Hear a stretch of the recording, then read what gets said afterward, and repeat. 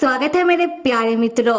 हाँ, मुझे पता है कि मैं बहुत दिनों बाद वीडियो डाल रही हूँ और मैंने इसका कारण आप लोगों को पहले ही बता दिया है। आशा करती हूँ कि आप लोग समझ सकते हो। तो फिर अभी और देरी ना करते हुए हम कहानी को आगे बढ़ाते हैं और शुरुआत होती है वाई की सौतेला बड़ा भाई का अंतिम संस्कार से, जहाँ उसका मृत शरीर रखा हुआ है और वाई का सौतेला बड़ा भाई का अंतिम संस्कार होने वाला है। और उसके अंतिम संस्कार में उन लोगों के परिवार वाले और उनके सारे रिश्तेदार और उनके बिजनेस रिलेट सारे लोग आए हुए हैं। फिर हम वाई की सौतेली मॉम को देखते हैं। अपनी बड़े बेटे के गुजर जाने से वो सारे लोगों के सामने फूट फूट कर आंसुएं बहा रही थी। और जाहिर सी बात है कि वाई की सौतेली मॉम को बहुत ही दुख हो रहा है अपने सगे बड़े बेटे की गुजर जाने से। और अभी तो उनका दूसरा बेटा भी कोई काम का नहीं रहा। खैर, दूसरी तरफ दिखाया जा रहा है कि अंतिम संस्कार में जितने भी लोग आए हैं वो सब आपस में ही बात करने लगते हैं।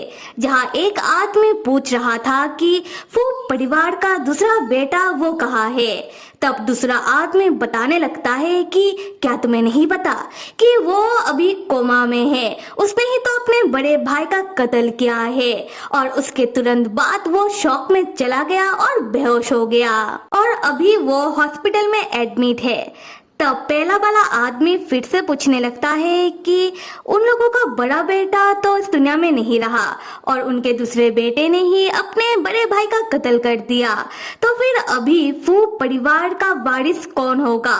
फूफ परिवार का इतना बड़ा जायदाद अब कौन संभालेगा? क्या फूफ परिवार का जायदाद संभालने के लिए अभी कोई नहीं है? तब दूसरा आदमी कहने लगता है कि तुम कुछ भी मत कहो, मैंने सुना है कि फूफ परिवार का एक और बेटा है।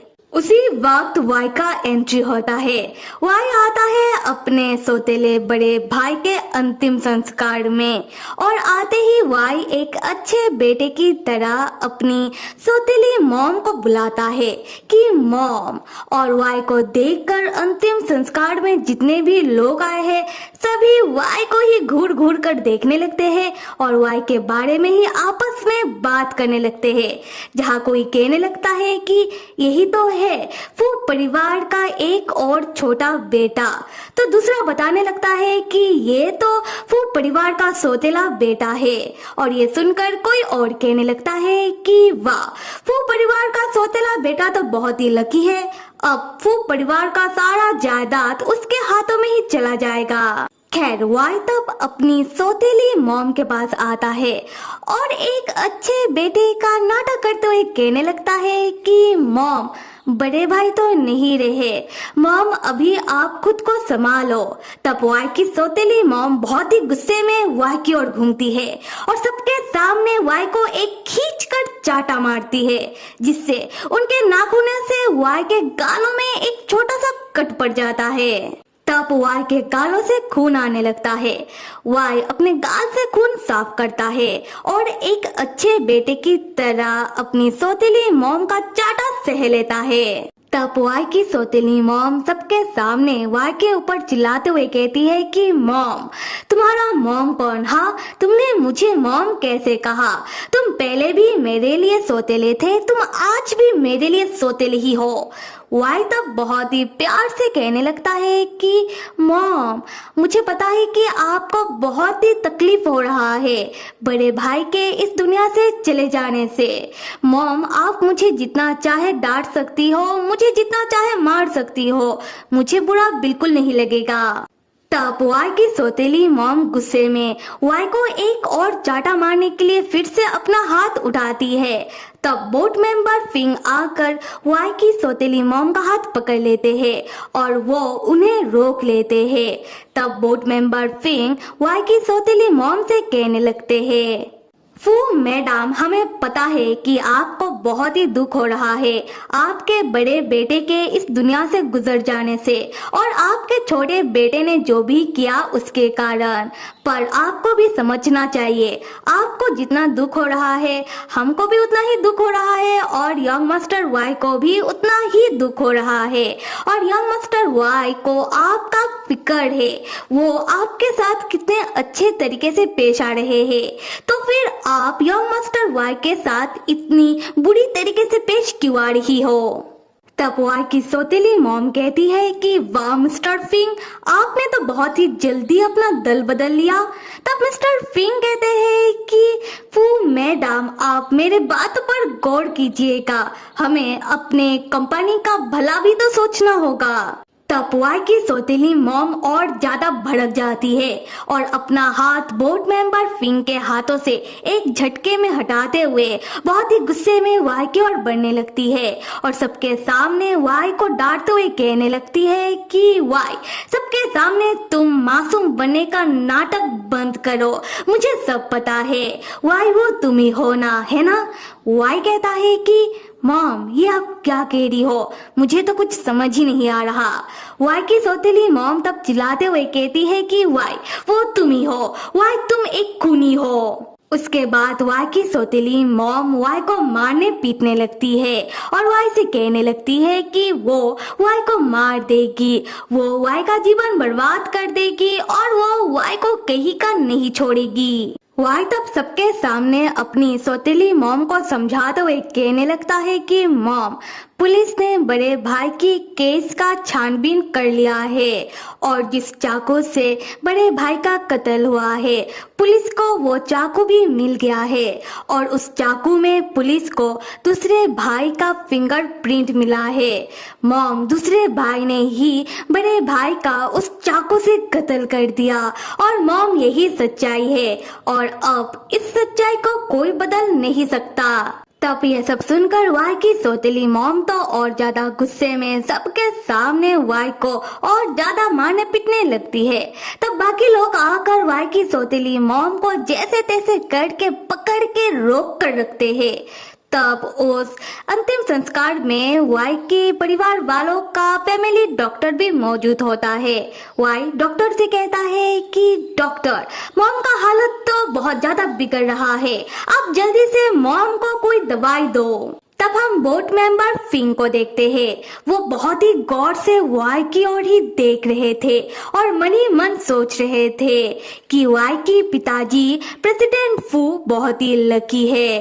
देखा जाए तो वो अभी टूटने के कगार पे ही खड़े थे, पर कहां से अचानक उनका छोटा बेटा यंग मास्टर वाई आया और सब कुछ ठीक हो गया।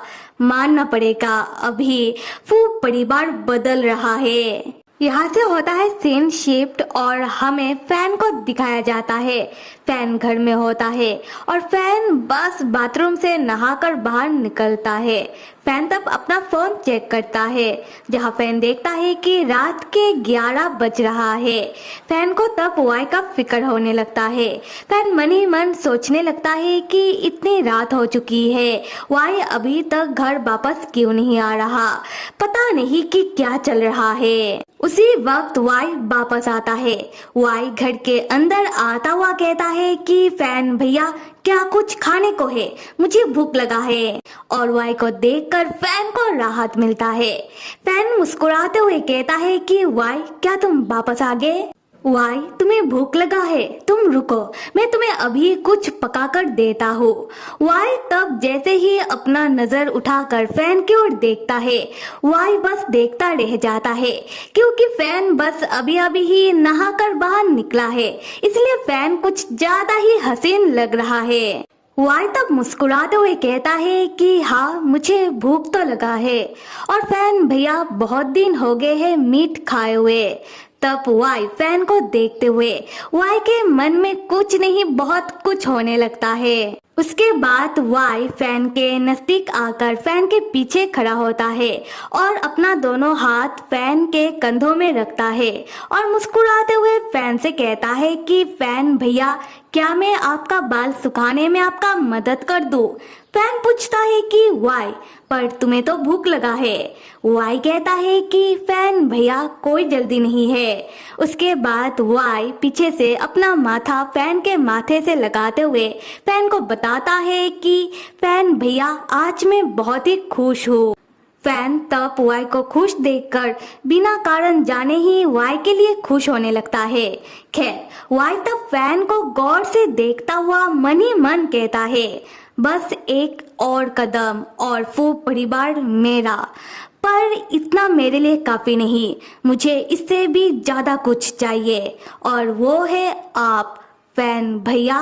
और अगले सीन में हम देखते हैं कि वाई हेयर ड्रायर से फैन का बाल सुखा रहा होता है और फैन का बाल सुखाते सुखाते वाई अपने हाथों से फैन का गाल सहलाने लगता है और वाई के टच से फैन मन ही मन सोचने लगता है कि ये क्या, मुझे इतना अजीब सा क्यों लग रहा है, मुझे इतना अलग सा एहसास क्यों हो रहा है। और यहाँ हम देखते हैं कि वाई के टच से फैन का गाल लाल हो गया है और हमें समझ आता है कि फैन को वाई का टच पसंद आ रहा है।